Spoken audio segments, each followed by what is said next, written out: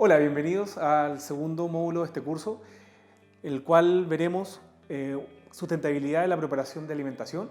Mi nombre es Cristian Hermosilla Valenzuela, soy profesor asistente de la Facultad de Medicina de la Universidad Católica y voy a abordar esta temática el día de hoy.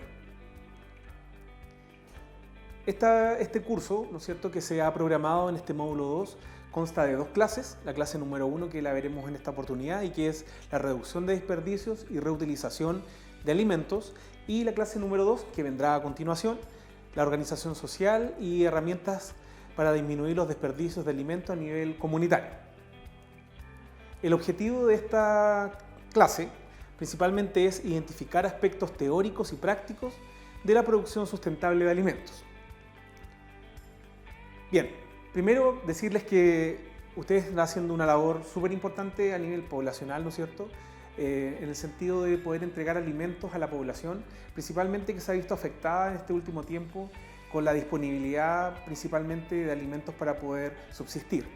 Entonces, esta actividad que se lleva a cabo, ¿no es cierto?, en diferentes comunas de nuestro país y que tiene diferentes iniciativas para poder partir desde las bases sociales hacia la comunidad, tiene una labor fundamental, ¿no es cierto?, para poder permitir la subsistencia de nuestra población y para poder preservar su estado de salud y poder, ¿no es cierto?, hacer sus actividades. Sin embargo, tiene un aspecto que es bien importante desde el punto de vista de la sustentabilidad. ¿Por qué? Porque indistintamente que se elaboren alimentos con una finalidad sumamente importante desde el punto de vista de lo que significa y el impacto que esto genera, tenemos que igual resguardar lo que está sucediendo a nivel global, que a pesar del COVID ha disminuido bastante, y que es la contaminación de nuestro medio ambiente. Y por lo tanto, la idea del día de hoy es dar algunos antecedentes y algunos tips que nos permita principalmente realizar esta labor tan humanitaria y con tanta importancia para muchas personas, de una forma que podamos también resguardar nuestro medio ambiente. Bien, al ver esta imagen que a continuación se proyecta, podemos observar que la pérdida que existe de alimentos a nivel mundial, calculada por la FAO, nos muestra, ¿no es cierto?, que hay una pérdida aproximada de 6.1 millones de toneladas de frutas y verduras, y también 2,4 millones de toneladas de raíces y tubérculos. Si nosotros pensamos en que la base de nuestra alimentación desde el punto de vista vegetal, ¿no es cierto?, está dada por este tipo de alimentos, podemos inferir que la gran pérdida que podemos tener, ¿no es cierto?, y que obviamente tiene dos miradas. Una, por un lado, relacionada principalmente con que las personas dejan de consumir esta cantidad de alimentos, por un lado, ¿no es cierto? Y por otro lado, que si nosotros consideramos que estos se pierden en diferentes partes de la cadena productiva, los alimentos pudiésemos hacer también algún manejo para evitar esta situación. Entonces, si seguimos observando, vamos a encontrar que el resto de los productos que también se pierden son todos parte importante de nuestra canasta, y que, si bien es cierto, se hace en una cantidad de pérdida inferior a las que ya había mencionado, no es menor. Por otro lado, ¿no es cierto?, nuestro país adquirió hace un par de años atrás un compromiso de sumarse a los objetivos de desarrollo sostenible, que básicamente lo que ha hecho es clasificar, ¿cierto?, cada uno de las problemáticas que existen a nivel mundial respecto a cómo conservar y cómo preservar el medio ambiente. Si nosotros nos fijamos, ¿no es cierto?, en el objetivo de desarrollo número 2, que es hambre cero, este proyecto de ollas comunes apunta directamente a esto, en tratar de evitar que la población pase hambre, ¿no es cierto?, que se desnutra y que obviamente afecte su salud. Pero también encontramos el objetivo de desarrollo sostenible número 12, que habla sobre producción y consumo responsable, en el cual obviamente nos llama a que estas iniciativas de poder entregar alimentación a la población de una forma solidaria cumplan con ciertos requisitos, ¿ya? Y que estos requisitos están orientados principalmente a poder preservar el medio ambiente. Por lo tanto, ¿qué vamos a revisar el día de hoy desde el punto de vista de contenido? Principalmente vamos a partir con qué es la huella de agua, porque la huella de agua, ¿no es cierto?, es un concepto que está relacionado no solamente con lo que es la producción de alimentos, sino que está también relacionada con el consumo y con etapas posteriores a lo que es la producción propiamente tal. Cuando hablamos nosotros de huella hídrica, ¿qué es huella hídrica? Huella hídrica, como ya les mencioné y les adelanté, es toda aquella cantidad de agua que se utiliza para poder elaborar alimentos. Elaborarlos desde el punto de vista industrial, pero también elaborarlos desde el punto de vista doméstico y comercial. Por lo tanto, es muy importante porque obviamente las reservas de agua a nivel mundial y particularmente en nuestro país, con toda la sequía, ¿no es cierto?, y con todo el cambio climático, han ido disminuyendo en forma dramática y por lo tanto debemos preservar este alimento, ¿no es cierto?, de la mejor forma posible. Ahora, si vemos algunas estadísticas a nivel mundial, podemos observar que la FAO ha definido que prácticamente el 70% del agua que se gasta a nivel mundial es utilizado en la producción de alimentos. Por lo tanto, hay una cantidad importantísima de este recurso que se utiliza para lo que es la industria, principalmente de la carne. Si ustedes observan, prácticamente 15.000 litros de agua se utiliza para producir carne, 1 kilo de carne de vacuno. O sea, esto tampoco nos quiere decir que tenemos que volcarnos hacia una dieta vegetariana o vegana. Sin embargo, es para que podamos seleccionar los alimentos de una mejor forma y podamos contribuir a la disminución del consumo de agua. Ahora, si ustedes se fijan, prácticamente los alimentos que están con menor consumo de agua a nivel de la producción están todos los cereales, ¿no es cierto?, y todos aquellos alimentos provenientes del mundo vegetal. Y eso obviamente también nos da muchas luces respecto a qué debiésemos hacer desde el punto de vista de la producción de alimentos. Ahora, ¿qué medidas entonces pudiésemos tomar para reducir esta huella hídrica o esta huella de agua en los lugares tan acotados como los que estamos hablando, ¿no es cierto?, que son la producción de alimentos a nivel de una olla común? Primero, obviamente, ahorrar. Cuando uno elabora alimentos tiene que utilizar mucha agua para desinfectar o sanitizar los productos y habitualmente en los lugares que se producen alimentos se deja correr el agua en forma abundante, las llaves corren por un periodo de tiempo bastante extendido y eso obviamente debiese ser parte de nuestra preocupación, que la cantidad de agua a utilizar quizás la podamos juntar en un recipiente y primero hacer un lavado de los productos y posteriormente llevarlos a un chorro de agua para tratar de eliminar todos aquellos residuos, ¿no es cierto?, de tierra o cualquier otra contaminación física que puede estar presente. Sin embargo, esto es un concepto muy importante para efectos de la huella hídrica.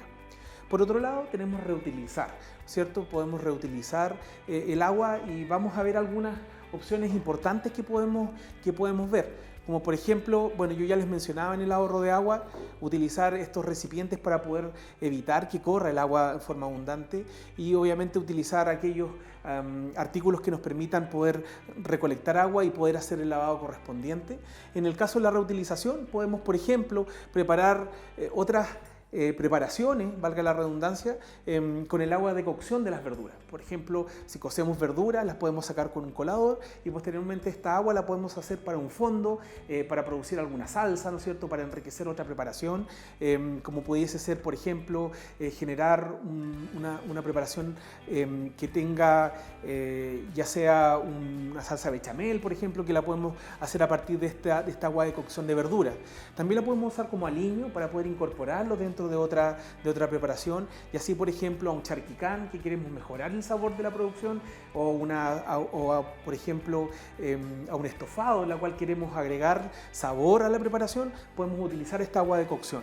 También podemos usarla como bebida fría, podemos enfriar el agua de cocción de las verduras y posteriormente, una vez enfriada, la podemos beber sin ningún inconveniente, dado que ha sido sometida a un proceso de cocción. Por lo tanto, el agua se encuentra totalmente esterilizada. Podemos también regar las plantas, obviamente enfriando el agua como corresponde. Podemos usarla incluso para regadío en el lugar donde estemos, la podemos llevar al pasto, se pueden regar las plantas que pueden ser de los vecinos, no sé, podemos encontrar un montón de formas. Si fuéramos mucho más extremos, pudiésemos utilizarla dentro de los estanques del baño para poder hacer las descargas con ese tipo de agua y evitar el consumo directo del agua potable de la red. Y también inclusive para la limpieza de pisos, o sea, pudiésemos utilizar esta agua para poder, ¿no es cierto?, mezclarla con algún detergente y posteriormente hacer la higienización de nuestro lugar de producción. ¿Qué otras medidas prácticas podemos hacer? O sea, por ejemplo, planificar la alimentación. Obviamente uno de los consejos que se ha utilizado mayormente desde que tenemos el COVID es que cuando nosotros tengamos o estemos en lugares de confinamiento, y en este caso ahora como ustedes pudiesen trabajar con poblaciones en las cuales necesitan tomar todos los insumos que les lleguen, ya sean por donaciones o también que puedan, ¿no es cierto?, tener provenientes de adquisiciones. Para poder llegar a eso yo tengo que planificar mi alimentación. Acá yo tengo un ejemplo, esta es una planificación que yo elaboré para la municipalidad de Frutillar, en la cual nosotros utilizamos la caja que entregó el gobierno y en base a eso hicimos esta planificación. Sin embargo, esto básicamente consiste en tratar de poder cada día de la semana, en los distintos horarios en que se entrega alimentación, poder planificar la comida, ¿vale? Es decir, ¿qué voy a comer en cada día? Quizás hay días que no voy a tener la certeza de porque no me han llegado donaciones, no sé cuál va a ser el modus operandi que ustedes van a tener. Sin embargo, una forma de poder proyectarse y de poder hacer, ¿no es cierto?, una distribución adecuada de todos los recursos que puedan tener es con esta planificación.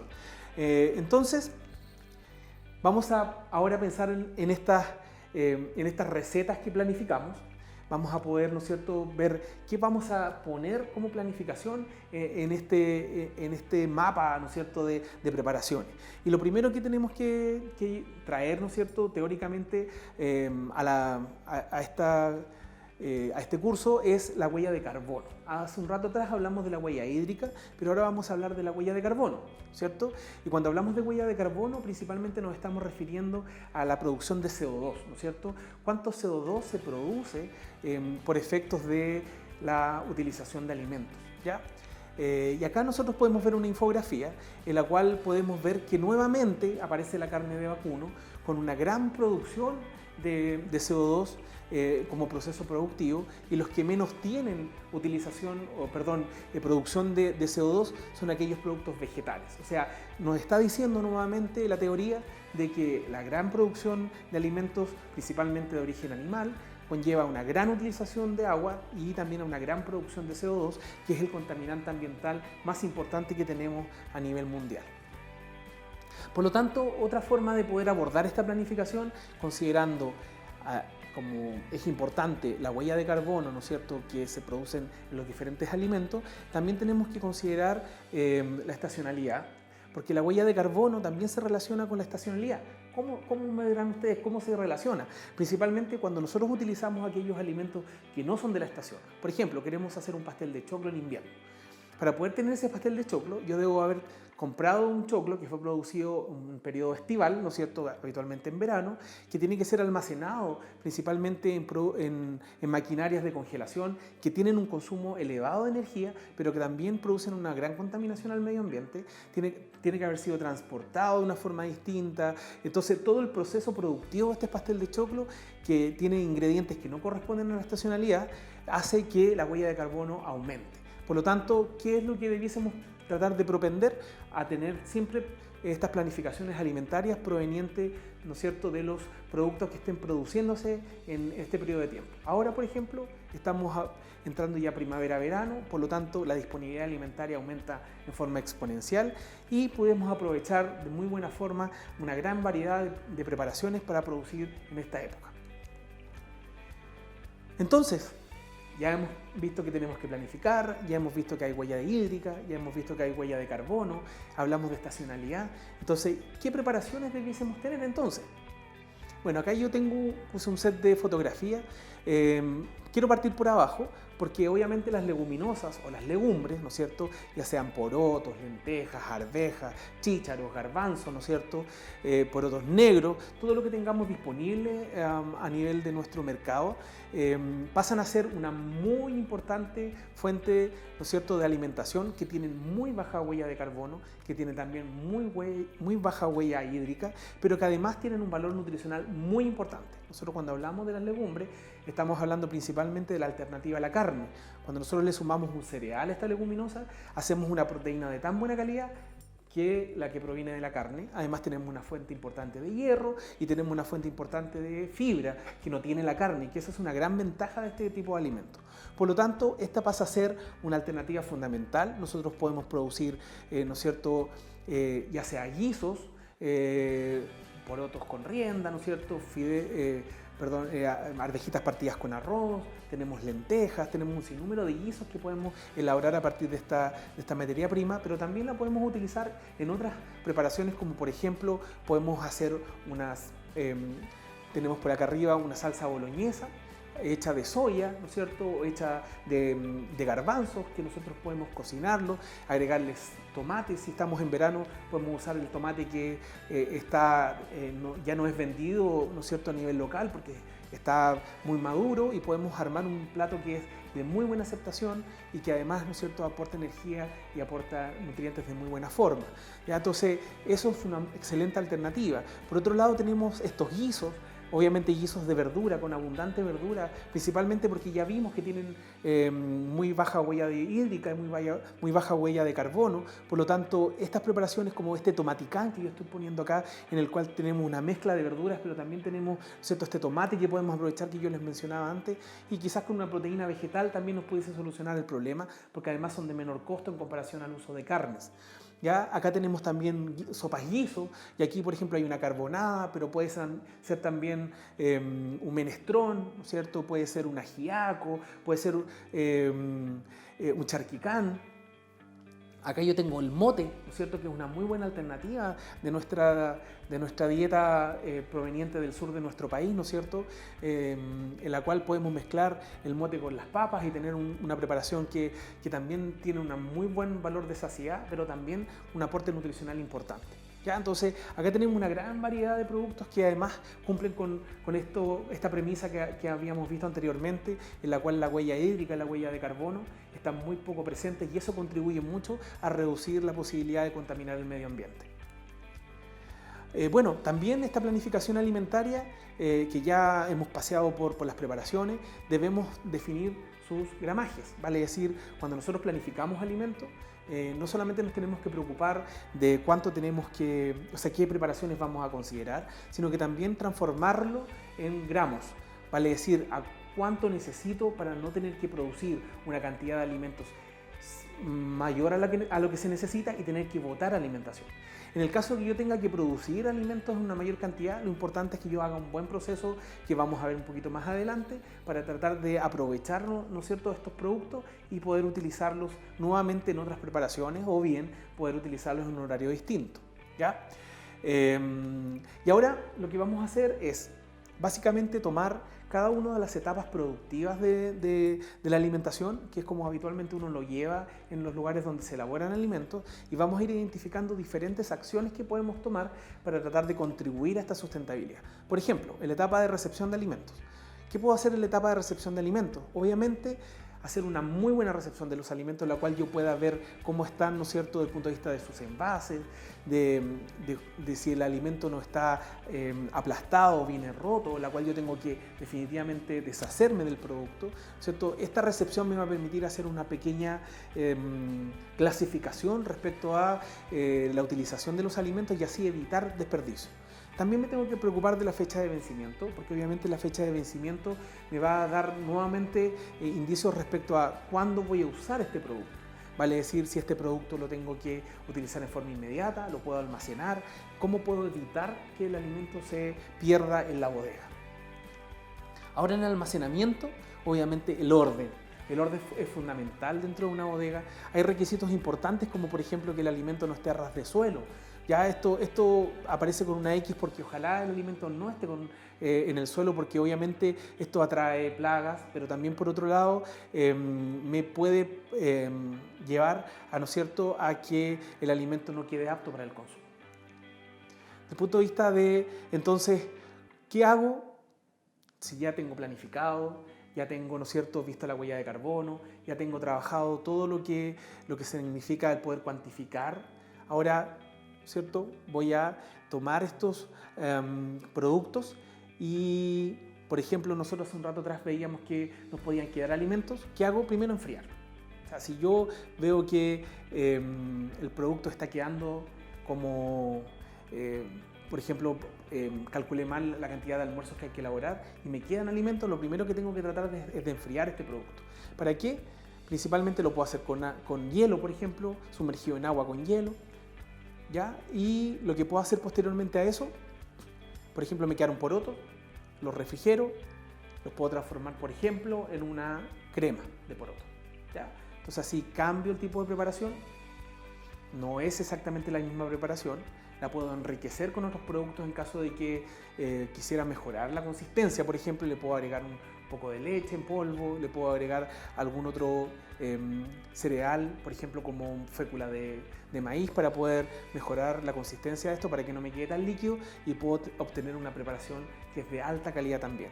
Si por ejemplo hicimos tallarines y los tallarines quedaron, también los puedo enfriar rápidamente y posteriormente en la tarde o al día siguiente puedo transformar esto en una tortilla, así que tengo huevo y rápidamente, ¿no es cierto?, utilizo la misma preparación que teníamos disponible y la puedo transformar en otra preparación, ¿ya? Entonces, de esta forma yo evito que también tenga desperdicio desde el punto de vista de lo que es la producción propiamente tal. Otros ejemplos: pudiese transformar una fruta que está también ya pasando su punto de madurez y la puedo transformar en una compota y puedo tener, ¿no es cierto?, una preparación también para acompañar el plato de fondo, y de esta forma puedo también evitar la pérdida de estos alimentos. Estos tomates, hace un rato atrás les hablé, muchas veces existen estos tomates en que me los donan en ciertos lugares, como por ejemplo vamos a ver en la clase siguiente, como es lo valledor, y estos tomates habitualmente se eliminan. Uno puede sacar, ¿no es cierto?, aquellas partes que no estén aptas para el consumo, obviamente, dejarlo que esté apto y transformarlo en una salsa de tomate, por ejemplo, natural, o agregarlo a una preparación como un tomaticán y puedo obtener una muy buena preparación de alta calidad. Acá tengo unas zanahorias que la transformamos en una sopa crema de zanahoria, ¿cierto? También están vistas, si uno las ve, obviamente en la feria o donde uno vaya a adquirir, no las voy a comprar si están manchadas, pero estas están en aptas condiciones para ser utilizadas. Solo hay que rasparlas bien y sacar, ¿no es cierto?, aquellas partes que no estén útiles para el consumo, y posteriormente las puedo llevar a cocción y transformarlas en una crema. Así que tenemos muchas alternativas que pudiésemos también utilizar, ¿ya? Ya avanzamos en la parte de producción, ¿cierto? Ya salimos de lo que es la producción con las slides que vimos anteriormente, y ahora vamos a ir a los envases. Una cosa importante, que en la actualidad se están despachando muchos productos en PET habitualmente, en poliestireno, en la cual es muy contaminante para el medio ambiente. Si ustedes se fijan, nunca se degrada en comparación a otros tipos de envases. Por lo tanto, si vamos a utilizar este tipo de envase para poder distribuir la alimentación, existen empresas, que también las vamos a ver en la próxima sesión, que se encargan de poder retirar esto del medio ambiente y hacerles algunos procesos de reutilización. ¿Ya? Pero lo que no queremos llegar es a ver estas imágenes que se observan acá, en la cual la naturaleza se ve afectada totalmente. Chile, gracias a Dios, ha sacado una ley que habla sobre no utilización de bolsas de basura plásticas, que lo cual, ¿no es cierto?, es un gran avance para evitar la contaminación de nuestros mares, principalmente con estas bolsas. Y obviamente lo ideal es poder pedirle, ¿no es cierto?, a los beneficiarios que puedan traer sus propios implementos para poder llevar su alimentación, ya sea una olla que tengan en su casa o algún pocillo que utilicen, ¿no es cierto?, para poder llevar su comida, que eso sería lo ideal, y así de esta forma evitamos la producción de basura por parte de lo que estamos nosotros realizando como una muy buena iniciativa, pero que puede transformarse en una contaminación ambiental importante. Bien, muchas gracias por su atención. Espero hayan quedado claros de la situación de lo que es producción sustentable de alimentos, y nos vemos en una próxima oportunidad.